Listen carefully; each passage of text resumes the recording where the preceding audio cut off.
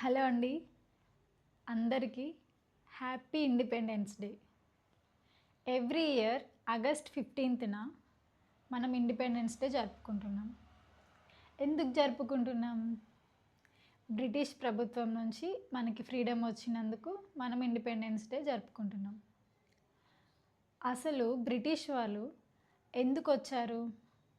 మన ఇండియాకి ఎందుకు వచ్చారు? ఎలా వచ్చారు?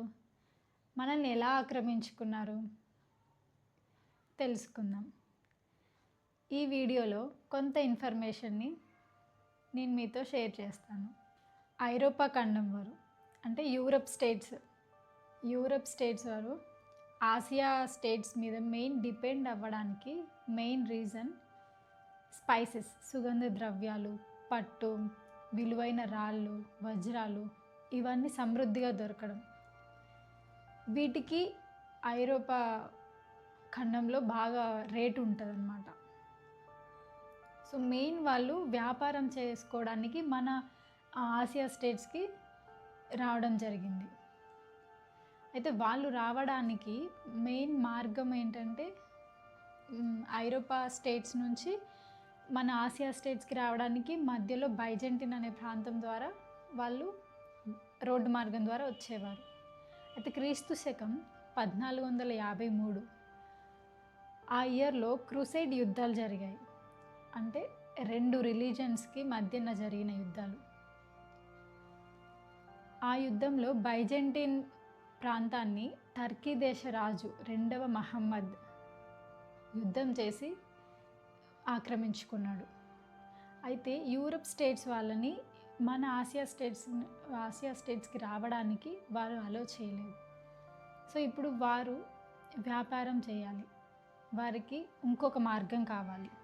అప్పుడు కనుక్కుందే సముద్ర మార్గం. అయితే మొదటగా పోర్చుగీస్ వారు సముద్ర మార్గాన్ని కనుక్కొని మన ఇండియాకి వచ్చారు. షిప్స్ ద్వారా వ్యాపారం చేయడం మొదలుపెట్టారు. ఫస్ట్ పోర్చుగీస్ వారు, తర్వాత డచ్ వారు, బ్రిటిష్ వారు, డెన్స్, ఫ్రెంచ్ ఇలా రావడం మొదలుపెట్టారు. అయితే బ్రిటిష్ వారు కూడా బిజినెస్ పర్పస్గానే మన ఇండియాకి వచ్చారు. వారు 16th సెంచరీలో అంటే 16వ శతాబ్దంలో మన ఇండియాకి వచ్చి ఈస్ట్ ఇండియా కంపెనీని సూరత్లో ప్రారంభించారు. ఇది మొదట్లో నార్మల్ వ్యాపార సంస్థగానే ఉంది, కానీ క్రమంగా రాజకీయాల్లోకి రావడము, మన దేశంలో ఉన్న రాజుల యొక్క అనైక్యతను అదునుగా చేసుకొని మనల్ని ఆక్రమించడం చేశాయి. అయితే అప్పుడు మొదలైన యుద్ధాలు కర్ణాటక యుద్ధాలు, ప్లాసీ యుద్ధం, బక్సార్ యుద్ధం, ఆంగ్లో మైసూర్ యుద్ధాలు, ఆంగ్లో మరాఠా యుద్ధాలు ఇలా యుద్ధాలు జరగడం మొదలయ్యాయి. అయితే ఈ యుద్ధాల్లో బ్రిటిష్ వారికి మెయిన్గా ఫేవర్ అయిన యుద్ధాలు ప్లాసీ యుద్ధం, బక్సార్ యుద్ధం. ఫస్ట్ ప్లాసీ యుద్ధం, ఇది 1757లో జరిగింది. ఈ యుద్ధం ద్వారా బ్రిటిష్ వారు మన దేశంలో ఆర్థికంగా దోపిడీ చేసుకోవడం ప్రారంభించారు. అంటే పన్నులు వసూలు చేయడం ప్రారంభించారు. సెకండ్ బక్సార్ యుద్ధం, ఇది 1764లో జరిగింది. ఈ యుద్ధం ద్వారా బ్రిటిష్ వారు మన భారతదేశంలో వారి సామ్రాజ్యం స్థిరపడిపోవడానికి రీజన్ అయింది. అయితే ఈ ఈస్ట్ ఇండియా కంపెనీ పాలన అనేది కొనసాగడం ప్రారంభమైంది. ఈ ఈస్ట్ ఇండియా కంపెనీ పాలనకి విసిగిపోయిన ప్రజలు 1857లో సిపాయిల తిరుగుబాటును చేశారు. అయితే ఈ సిపాయిల తిరుగుబాటుని ఈస్ట్ ఇండియా కంపెనీ అణిచివేయలేకపోయింది. దాంతో బ్రిటిష్ ప్రభుత్వం ఏం చేసిందంటే ఈ ఈస్ట్ ఇండియా కంపెనీని రద్దు చేసేసి 1858లో బ్రిటిష్ రాణి పాలనను ప్రారంభించింది.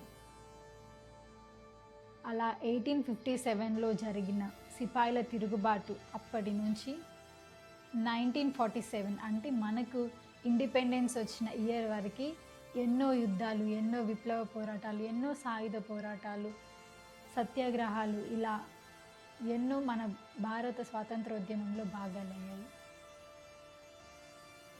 ఎన్నో చట్టాలు, సమావేశాలు, సత్యాగ్రహాలు, ఉద్యమాలతో ఎందరో మహానుభావులు, ఎందరో గొప్ప వ్యక్తుల విజయ పోరాటమే మనం ఈరోజు జరుపుకుంటున్న ఇండిపెండెన్స్ డే.